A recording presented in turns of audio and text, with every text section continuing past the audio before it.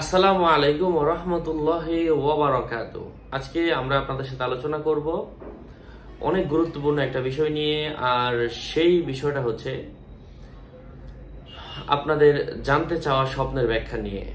আপনারা অনেকেই বিভিন্ন ধরনের কমেন্ট করছিলেন, সেই আপনাদের জানতে চাওয়ার স্বপ্নের ব্যাখ্যাগুলো পর্যায়ক্রমে আমি আপনাদের সাথে শেয়ার করছি। আপনাদের সাথে যুক্ত আছি আমি মুফতি জুবায়ের বিন ইমাম। যাই হোক, সম্মানিত পেয়ারা হাজিরিন,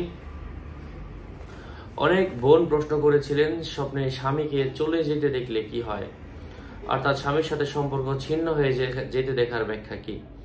এই জাতীয় যদিও সম্পর্ক এখন জোরালো আছে, কিন্তু এখন অথবা ঝগড়াঝাটি চলতেছে অবস্থায় তারা খুব ভয় পাচ্ছে যে সম্পর্ক আলাদা হয়ে গেল, মানে আলাদা হয়ে যাওয়ার সম্ভাবনা। এখন করণীয় কি? এই অবস্থায় করণীয় হচ্ছে, যদি এ জাতীয় সমস্যা হয়ে থাকে, এই অবস্থায় আপনার করণীয় হচ্ছে আল্লাহর কাছে বেশি বেশি সাহায্য চাওয়া, দোয়া চাওয়া, আল্লাহ যেন আপনাদের মধ্যে বিচ্ছেদ না করেন। এবং যদি বিচ্ছেদ হয়ে যাওয়া যেতে দেখেন, যদিও স্বপ্নের ব্যাখ্যা খারাপ করতে হয় না, মানে যদিও খারাপ হয়ে যায়, তো এক্ষেত্রে আসলে মূল কথা তো আপনার সত্যটা তো আপনাদেরকে জানতে হবে।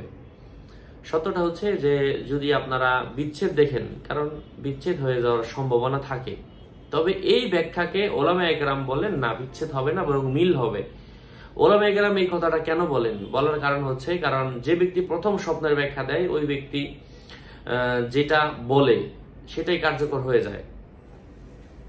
এই জন্য এটা হাদিসের মধ্যেই এসেছে।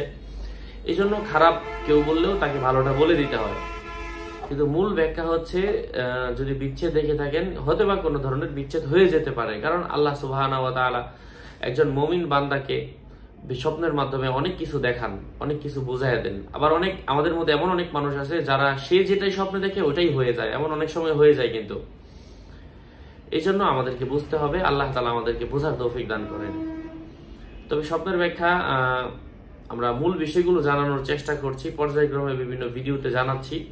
তো আজকের আলোচনার মূল বিষয়টাই ছিল আপনাদের এটা, তো এটাই আমি জানালাম। আরো আপডেট পেতে আমাদের সাথেই থাকবেন। আমার ভেরিফাইড চ্যানেলের ভিডিও ডিসক্রিপশন বক্সে ক্লিক করলে পেজ আর আইডি চলে আসবে, এর বাইরে অন্য কোনো পেজ নাই। আসসালামু আলাইকুম ওয়া রাহমাতুল্লাহি ওয়া বারাকাতুহু।